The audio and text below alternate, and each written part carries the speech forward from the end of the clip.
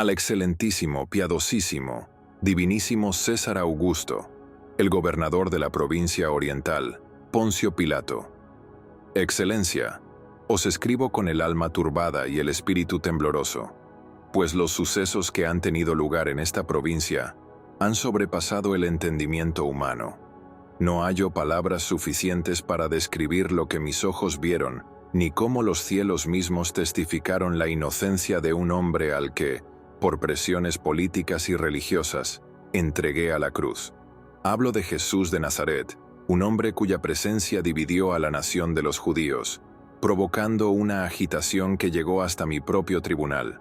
Los ancianos de la ley, los sumos sacerdotes y los líderes de aquel pueblo clamaban por su muerte, acusándole de blasfemia y sedición. Decían que se proclamaba rey de los judíos y que negaba la ley de Moisés. Sin embargo, al interrogarle, no hallé en él crimen alguno digno de muerte.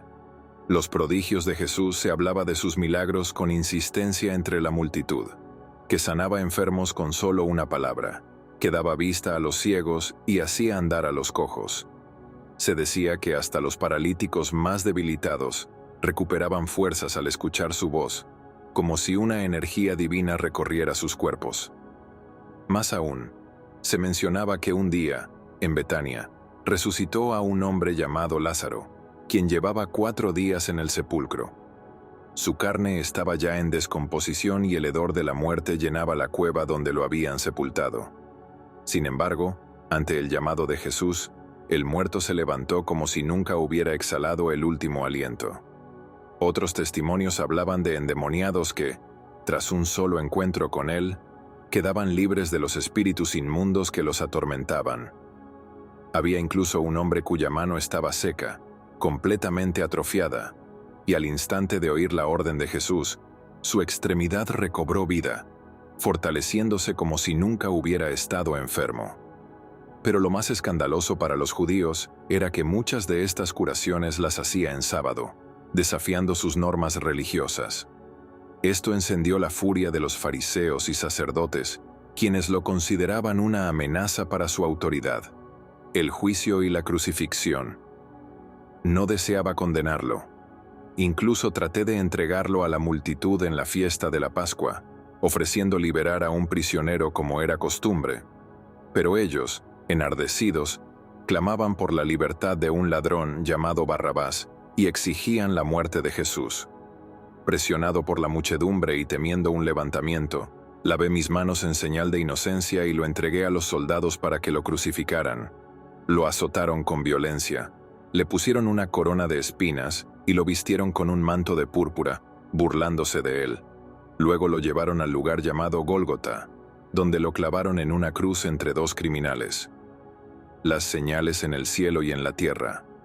Entonces, Excelencia, ocurrió lo inexplicable. A la hora sexta, cuando el sol debería estar en su cenit, una oscuridad cubrió toda la región. No fue un simple oscurecimiento del día, sino un velo de tinieblas tan densas que incluso las lámparas y antorchas apenas iluminaban. El sol desapareció, y la luna adquirió un color rojo sangre. En el templo de los judíos su velo sagrado, un grueso paño que separaba el lugar santísimo, se rasgó en 2 desde arriba hasta abajo.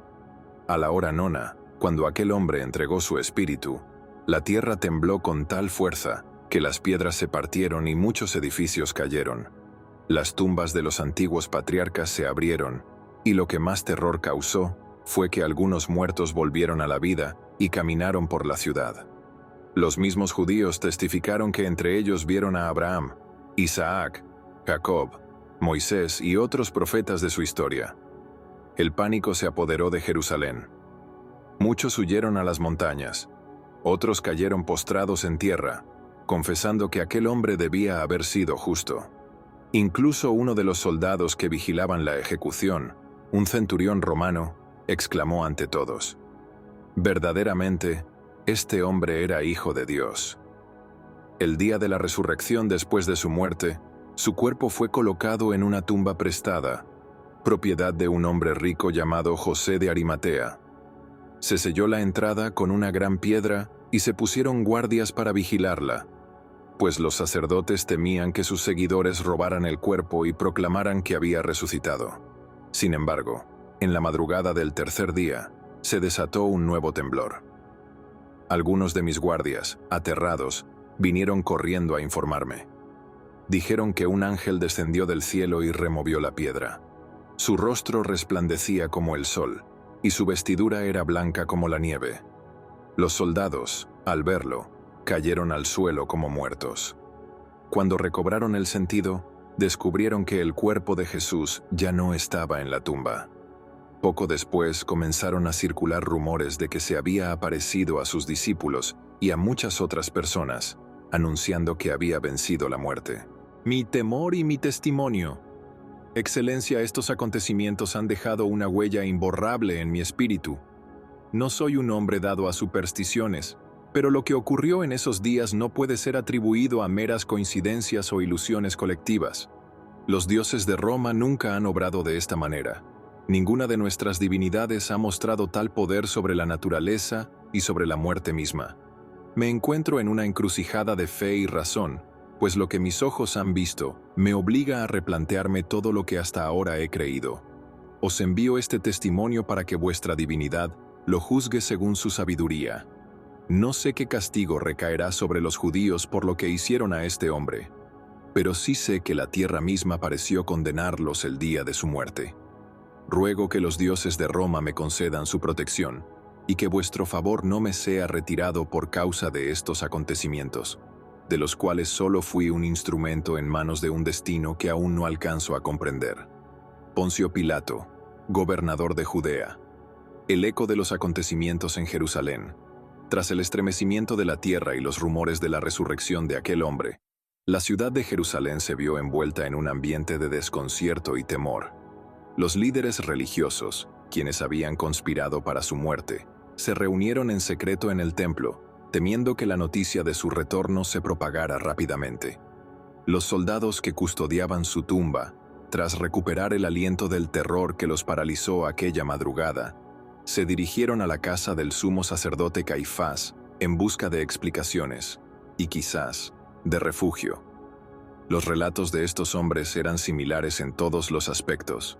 Un resplandor imposible de describir, una figura vestida de blanco que descendió del cielo, la piedra que sellaba la tumba removida sin esfuerzo, y finalmente el vacío de la sepultura. Pero lo más inquietante no era la desaparición del cuerpo, sino los testimonios que comenzaban a surgir por toda la ciudad. Jesús había sido visto con vida. La reacción del Sanedrín. Cuando Caifás escuchó los informes de los soldados, su rostro se tornó pálido. Ordenó que fueran conducidos a un recinto privado, lejos de la multitud, y en compañía de los ancianos del Sanedrín, deliberaron qué hacer. Si la gente se enteraba de que Jesús había resucitado, se convertiría en la mayor amenaza que jamás hubiesen enfrentado. Entonces, los sumos sacerdotes tomaron una decisión. Llamaron a los soldados y les ofrecieron una considerable suma de dinero para que difundieran otra versión de los hechos. Debían decir que en el transcurso de la noche, mientras dormían, sus discípulos habían venido en secreto y habían robado el cuerpo. A cambio, les prometieron que si el gobernador romano llegaba a saberlo y exigía explicaciones, ellos intercederían para que no fueran castigados. Los soldados, aún asustados pero más preocupados por sus vidas y su futuro, aceptaron la oferta. Y así, la versión de que el cuerpo había sido robado comenzó a circular entre el pueblo. Los discípulos y las primeras apariciones. Pero la historia no terminó allí. Aquel Jesús, que había sido sentenciado y ejecutado con la aprobación del pueblo y de su propio gobernador, comenzó a manifestarse a diferentes personas. Algunas mujeres que fueron al sepulcro al amanecer para embalsamar su cuerpo con especias, lo encontraron vacío. Mientras lloraban, se les apareció y las llamó por su nombre. También se presentó a 2 viajeros en el camino hacia Emaús, quienes solo lo reconocieron cuando partió el pan con ellos. Días después, en una reunión secreta de sus discípulos, cuando aún estaban escondidos por temor a los judíos, Jesús apareció en medio de ellos. No era un espectro ni una ilusión. pues les mostró sus manos y su costado, aún con las marcas de la crucifixión. Comió con ellos y les habló, dándoles instrucciones y asegurándoles que pronto recibirían un poder que les fortalecería para proclamar su mensaje a todas las naciones. La noticia de estas apariciones se extendió más rápido de lo que las autoridades religiosas y romanas podían controlar. Hombres y mujeres que habían visto su cuerpo sin vida en la cruz, ahora aseguraban haberlo visto resucitado. El impacto en la provincia y en Roma. Excelencia, lo que ha sucedido aquí no es algo que pueda ocultarse. El pueblo judío está dividido. Algunos todavía niegan lo sucedido, aferrándose a la versión que los sacerdotes han difundido. Otros, en cambio, lo proclaman con convicción, asegurando que Jesús es más que un profeta, que es el mismo Hijo de Dios. Los rumores han llegado hasta Cesarea, hasta Tiro y Sidón, e incluso a las regiones de Asia Menor. Sé que pronto alcanzarán la propia Roma, pues entre los viajeros y comerciantes hay quienes han sido testigos de estos hechos y no dudarán en hablar de ellos en el corazón del imperio. Excelencia, me atrevo a advertiros que este asunto no es como los muchos levantamientos y rebeliones que hemos sofocado en el pasado. No se trata de una simple disputa religiosa entre los judíos. Lo que ha ocurrido tiene un carácter diferente, uno que trasciende las políticas y los juegos de poder. Los hombres que siguen a Jesús no parecen temer la muerte. Su convicción es inquebrantable, como si realmente creyeran que su Maestro no solo ha resucitado, sino que regresará de alguna manera para reinar sobre el mundo. Mi propia duda y reflexión. Excelencia, os confieso que estos acontecimientos han perturbado mi alma. No soy judío, ni he sido instruido en sus escrituras, pero los eventos que presencié aquel día y los testimonios que he oído desde entonces me han hecho cuestionar todo lo que antes consideraba cierto. Aquel hombre, Jesús, cuando fue presentado ante mí, no mostró temor ni rencor. Su mirada no reflejaba ira, sino una paz extraña, casi sobrenatural. Sus palabras no eran de súplica ni de desafío, sino de verdad y autoridad. Y cuando fue crucificado, incluso en su agonía, rogó por aquellos que le daban muerte. En mis noches de insomnio su rostro se presenta ante mí. Recuerdo las tinieblas que cubrieron la tierra, el terremoto, los muertos que se levantaron de sus tumbas. He tratado de olvidarlo, de atribuirlo a una coincidencia o a la histeria de la multitud, pero no puedo. Os escribo no solo como gobernador, sino como hombre que ha sido testigo de algo que escapa a la razón. No sé qué significará esto para Roma ni para el mundo, pero intuyo que lo que ha comenzado aquí en Jerusalén no se detendrá con el tiempo. Quizás, Excelencia, hemos presenciado el amanecer de algo más grande que cualquiera de nosotros. Ruego a los dioses que me concedan discernimiento y que vuestra sabiduría, que rige el destino de Roma, encuentre la verdad en este relato. El rumor que no puede ser silenciado. Pasaron los días y las semanas, pero lejos de disiparse. Los acontecimientos de Jerusalén se convirtieron en un fuego que ninguna autoridad podía extinguir.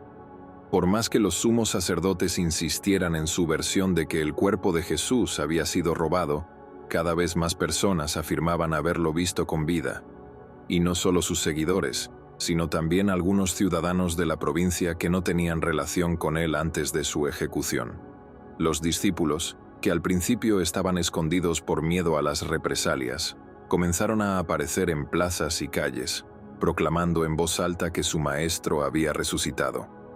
Algunos fueron apresados y azotados por orden del Sanedrín, pero en lugar de acobardarse, parecían fortalecidos por el sufrimiento, asegurando que lo soportaban con gozo, porque eran testigos de la verdad.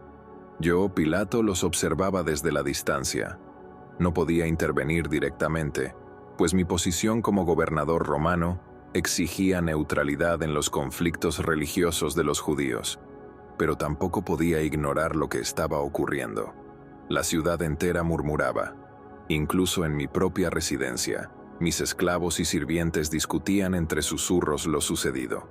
Y lo más inquietante era que algunos de mis propios soldados, hombres curtidos en la guerra, endurecidos por años de servicio al César, comenzaron a dudar. Uno de mis oficiales, un centurión llamado Cayo Máximo, quien estuvo presente en la crucifixión y fue testigo de los portentos que ocurrieron aquel día, vino a verme en privado. Con el rostro sombrío y el peso de la incertidumbre en su voz, me dijo: «Excelencia, yo mismo lo vi morir. Vi cómo su sangre corría por la madera de la cruz. No quedaba vida en él. Pero ahora hay quienes dicen que ha regresado, y hombres que nunca se atrevieron a desafiar a la autoridad se levantan con valor inexplicable para proclamar su nombre. Esto no es obra de hombres comunes». No supe qué responderle. Las noticias llevadas a Roma, Excelencia. He sabido que las noticias han llegado a la capital del imperio. Un grupo de viajeros que venía de Judea llevó a Roma el relato de los hechos, y ahora en los foros se murmura sobre el supuesto regreso de un hombre de entre los muertos. He enviado emisarios con cartas oficiales para informar de la situación, aunque debo confesar que no sé cómo describir estos sucesos sin parecer insensato. ¿Cómo explicar a los hombres de razón y política que lo imposible ha ocurrido? Algunos en el Senado podrían considerar estos rumores como una simple superstición de pueblos bárbaros, una anécdota insignificante de una provincia lejana. Pero quienes han visto los efectos de este acontecimiento en Jerusalén no pueden ser tan indiferentes. No pasará mucho tiempo antes de que el propio emperador exija respuestas. Un encuentro inesperado. Un atardecer, cuando me disponía a entrar en mi residencia, un mensajero me entregó un pergamino sellado con el emblema de la esposa de un noble romano. Lo abrí con cierta curiosidad, y al leerlo, mi sangre se heló. Era una carta de mi esposa, Claudia Prócula. «Pilato, mi amado esposo, te escribo con el corazón agitado y el alma convulsa. Desde aquel día en que Jesús de Nazaret fue llevado ante ti, no he tenido paz. Su rostro aparece en mis sueños, su voz resuena en mi mente. Aquel día te advertí que no tuvieras nada que ver con la condena de ese hombre, pues sufrí visiones terribles en la noche por causa de él. Ahora, los rumores de su resurrección han llegado a mis oídos, y cada fibra de mi ser me dice que es verdad. No sé qué significa esto para nosotros ni para Roma, pero algo grande se ha desatado en el mundo.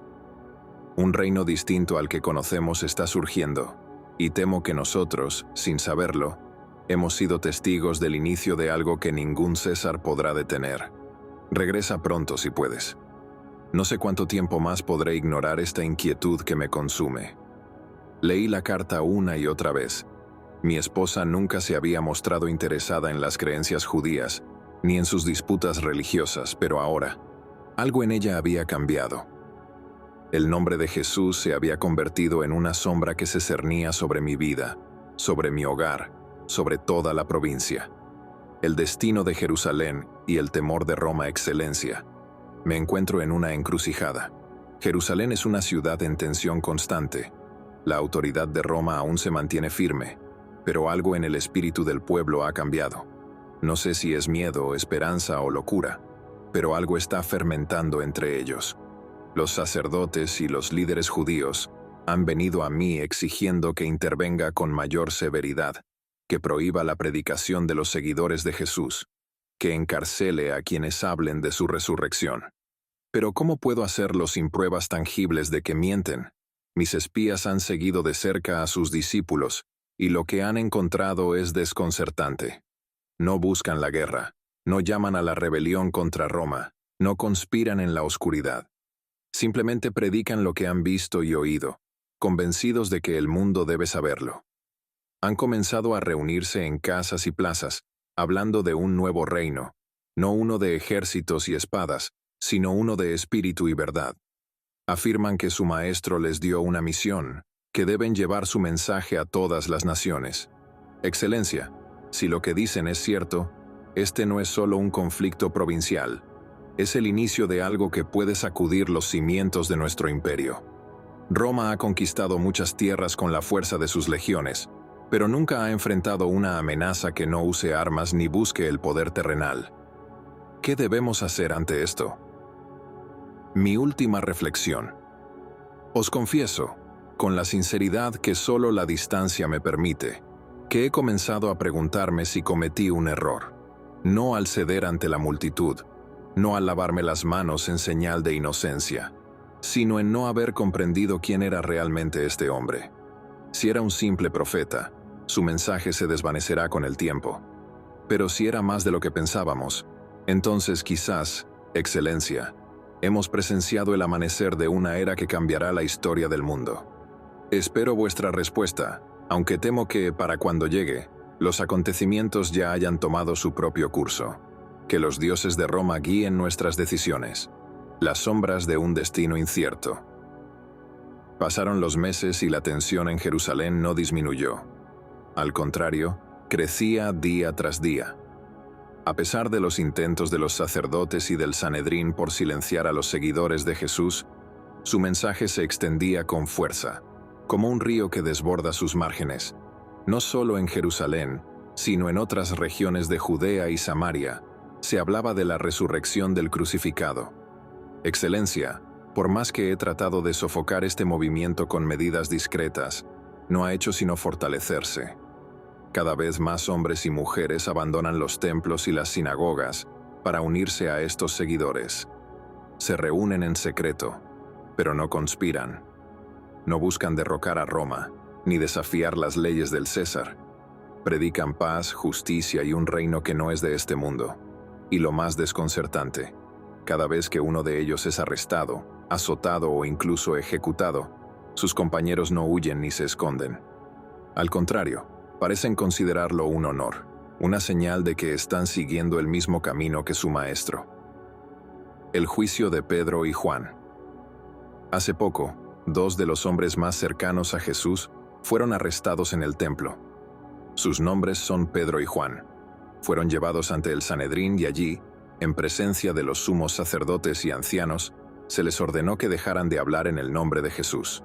Pero Excelencia, lejos de temer o de pedir clemencia, respondieron con audacia: «Juzgad vosotros mismos si es justo delante de Dios obedeceros a vosotros antes que a Él, porque nosotros no podemos dejar de hablar de lo que hemos visto y oído».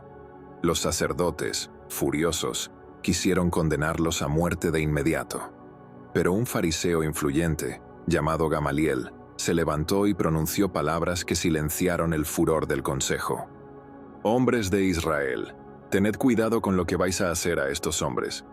Ya en el pasado surgieron otros líderes y sus movimientos se desvanecieron cuando ellos murieron. Si esta obra es de hombres, se desvanecerá como las otras. Pero si es de Dios, no podréis destruirla, no sea que os encontréis luchando contra el mismo Dios». Las palabras de Gamaliel enfriaron la ira del consejo. En lugar de matarlos, los azotaron y los liberaron con una última advertencia de no volver a hablar en el nombre de Jesús. Pero al salir de allí, en lugar de mostrar miedo o dolor, Pedro y Juan sonreían. Y sus primeras palabras fueron que se consideraban dichosos por haber sido dignos de sufrir por el nombre de su Maestro. El sueño que no me abandona, Excelencia. Desde aquella fatídica noche en que entregué a Jesús al Sanedrín y lo envié a la cruz, no he tenido paz. No hay noche en que no despierte sudando frío, con su imagen en mi mente. No es la imagen del hombre golpeado y ensangrentado que vi ante mí en el pretorio. No es la figura sufriente en la cruz. Es algo más. Es su mirada. Aquella mirada que me atravesó cuando le pregunté si era rey, y él me respondió que su reino no era de este mundo.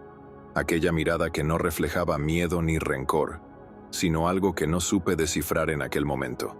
Ahora lo comprendo. No era la mirada de un hombre común. Era la mirada de alguien que sabía que su muerte no era el final. Claudia, mi esposa, me ha rogado que deje Jerusalén. Dice que la sombra de lo que ocurrió aquí nos perseguirá mientras estemos en esta ciudad. He pedido mi traslado a una provincia más lejana, donde pueda recuperar la tranquilidad que he perdido. Pero en lo más profundo de mi ser, temo que no hay distancia suficiente para huir de esto. El resurgimiento de una verdad imparable, Excelencia. Os informo que esta fe, esta creencia en el resucitado no está desapareciendo. Al contrario, está creciendo con una velocidad que ningún ejército puede detener. Se dice que su mensaje ha llegado ya a Damasco, a Antioquía, incluso a Egipto, y algunos murmuran que pronto alcanzará Roma misma. Si esto es obra de hombres, como dijo Gamaliel, terminará. Pero si hay algo más en ello, si verdaderamente la muerte no pudo contener a ese hombre, entonces nada podrá detenerlo. Os dejo estas palabras como testimonio de lo que mis ojos han visto y mis oídos han oído. Que los dioses de Roma nos concedan sabiduría para enfrentar lo que está por venir.